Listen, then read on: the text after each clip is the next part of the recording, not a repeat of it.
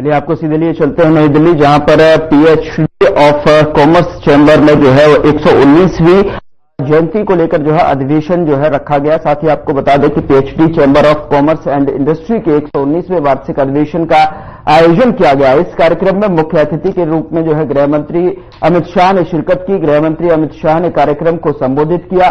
साथ ही गृह मंत्री ने कहा कि प्रधानमंत्री नरेंद्र मोदी ने वर्ष 2040 तक भारत को एक विकसित राष्ट्र बनाने का संकल्प लिया है और पूरा देश समर्पण एवं निष्ठा के साथ उस दिशा में तेजी से आगे बढ़ रहा है।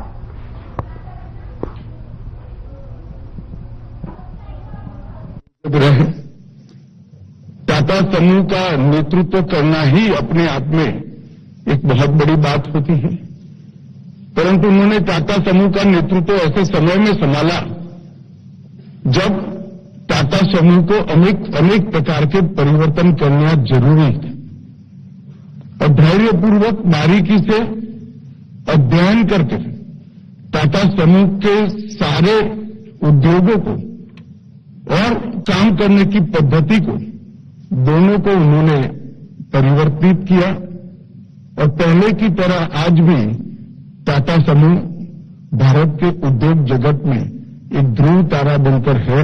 उसमें रतन टाटा जी का बहुत बड़ा योगदान है। देश के अंदर सूचिता के साथ अपने उद्योग का, अपने समूह का विकास करना, देश के सारे कायदे कानून और रूल्स रेगुलेशन इसका पूर्णतः पालन करते हुए अपने उद्योग समूह को प्रमुख स्थान पर बनाए रखना और इसके साथ साथ अपने ट्रस्ट के माध्यम से देश की सभी समस्याओं का समाधान कर एक अच्छा समाज बनाने का प्रयास भी करना, चाहे अनुसंधान का क्षेत्र हो, चाहे मैनेजमेंट का क्षेत्र हो, चाहे एजुकेशन का क्षेत्र हो, चाहे कैंसर के इलाज की सारी सुविधाओं को देश के हर हिस्से में पहुंचाना हो। रतन टाटा जी के नेतृत्व में टाटा समूह ने इसको बहुत अच्छे से कर दिखाया है। आज श्री रतन टाटा जी हमारे साथ नहीं रहे हैं, परंतु उन्होंने जो लेगेसी छोड़कर जा रहे हैं वो लंबे समय तक देश के औद्योगिक क्षेत्र में काम करने वाले, नेतृत्व करने वाले सभी लोगों के लिए पथदर्शक बनेगी, रास्ता बताती रहेगी। इसका मुझे भरोसा है। मैं आज ईश्वर से प्रार्थना करता हूं कि उनकी आत्मा को परम शांति अर्पण करने का काम करें। मित्रों, आज 119वें वार्षिक सत्र में मैं आपके सामने उपस्थित हूं और मुझे कहते हुए हर्ष है कि ऐसे समय पर पीएचडी चैम्बर के वार्षिक सत्र में मैं उपस्थित हूं, क्योंकि जो वर्ष भारत के औद्योगिक जगत के लिए बहुत निर्णायक वर्ष बनने वाला है, ऐसे समय में मैं आपके सामने हूं। दुनिया भर के लोकतंत्र के अंदर एक प्रकार से विश्वास की क्राइसिस दिखाई पड़ती है। सातत्यपूर्ण नेतृत्व लोकतंत्र के अंदर पूरी दुनिया को आप बारीकी से देखें तो बहुत कम जगह पे दिखाई पड़ता है और मोदी जी पहले सीएम और फिर पीएम 23 साल तक लोकतांत्रिक तरीके से जनता का विश्वास जीतकर फिर से एक बार प्रधानमंत्री बनकर आए। ये बहुत महत्वपूर्ण बात है, क्योंकि स्थिरता के बगैर नीतियां अच्छे से इंप्लीमेंट नहीं होती। स्थिरता के बगैर सुरक्षा सुनिश्चित नहीं होती है और स्थिरता के बगैर विकास भी सुनिश्चित नहीं होता। स्थिरता ही है जो नीतियों में भी सातत्य लाती है, स्थिरता ही है जो विचारों में भी सातत्य लाती है और स्थिरता ही है जो विकास में भी सातत्य लाती है।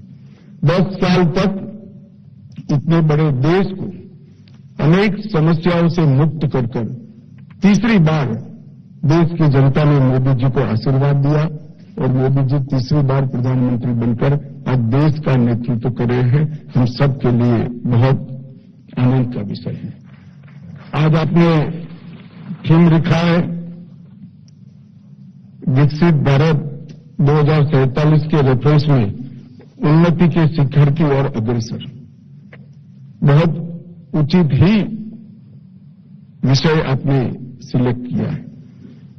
मित्रों, हमारे सामने प्रधानमंत्री जी ने 2 लक्ष्य रखे पूरे देश के सामने। 2047 जब देश की आजादी की शताब्दी मनाई जाएगी, भारत पूर्ण विकसित राष्ट्र के रूप में दुनिया के सामने खड़ा हो। और दूसरा, 2027 तक हम दुनिया की तीसरे नंबर का अर्थतंत्र बनकर दुनिया के अर्थतंत्र की तालिका में। ये 2 लक्ष्य को सिद्ध करने के लिए अनेकविध प्रयास, अनेकविध पॉलिसी और अनेकविध प्रोग्राम लेकर मोदी जी 10 साल से लगातार प्रयास कर रहे हैं। मेरा सौभाग्य रहा पहले 5 साल पार्टी के अध्यक्ष के नाते और फिर इनके मंत्रिमंडल के सदस्य के नाते ये प्रयासों को मैंने बहुत नजदीक से देखा है। जहां तक उन्होंने औद्योगिक विकास की जो कल्पना करी है, उसमें ढेर सारे डायमेंशन को उन्होंने ताकत देने का काम किया है और इसकी रूपरेखा भी तैयार की। इंफ्रास्ट्रक्चर का विकास, भारत को दुनिया में मैन्युफैक्चरिंग का हब बनाना,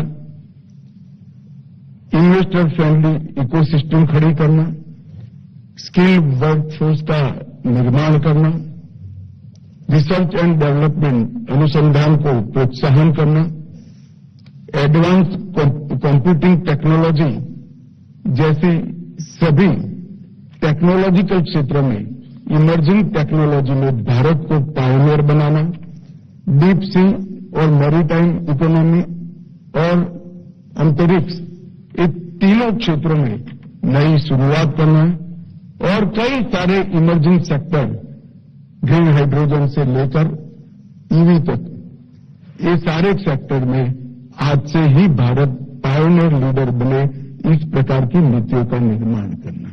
ढेर सारे काम एक दूरदर्शी नेता के रूप में उन्होंने किए हैं, पॉलिसियों का निर्माण भी किया है और पॉलिसियों को इंप्लीमेंट करने के लिए जो सातत्य चाहिए वो सातत्य का भी परिचय किया है। मैं आज पीएचडी चैम्बर के सामने आया हूं तब कहना चाहता हूं कि चैम्बर बिजनेस कम्युनिटी और सरकार के बीच की कड़ी होता है। सरकार की योजनाओं को और सरकार की नीतियों को और सरकार के विजन को जमीन तक पहुंचाना और इंडस्ट्री की समस्याओं को सरकार तक पहुंचाना, एक ब्रिज बनाने का काम पीएचडी चैम्बर ने आगे आने वाले समय में करना है। परंतु ये 10 साल में हमने काफी कुछ अचीव किया है। 10 साल में दुनिया का सबसे लंबा हाईवे टनल आज भारत में है। विश्व का सबसे ऊंचा रेलवे ब्रिज भारत में है। मुंबई के ट्रांस हार्बर लिंक, मैं अभी ही मुंबई गया था, विश्व भर के इंजीनियर्स इसका स्टडी करने के लिए आते हैं। और कोलकाता की अंडर वाटर मेट्रो, ये सारे इंफ्रास्ट्रक्चर के अजूबे ये 10 साल के अंदर भारत में निर्माण होने का काम किया है। अंडमान निकोबार और लक्षद्वीप में समुद्र के नीचे बिछी ऑप्टिकल फाइबर से दूर दराज के क्षेत्र में कनेक्टिविटी लाकर वहां पड़ी हुई सभी बिजनेस अपॉर्चुनिटी का दोहन करना और सुरक्षा की दृष्टि से भी वो द्वीपों को मजबूत बनाना। चंद्रमा पर शिव शक्ति पॉइंट पर जब तिरंगा फहरता है, कोई ही भारतीय होगा जिसका गर्व, हृदय गर्व के न भर गया हो। सागरमाला परियोजना से देश के अविकसित रहे हुए सारे क्षेत्र को रोड का जाला बुनकर जोड़ना, वंदे भारत एक्सप्रेस का जाला बुनकर देश में सुविधापूर्ण यात्रा का एक नया एवेन्यू खोलना, सेमीकंडक्टर मैन्युफैक्चरिंग से भले लेट हो गए हो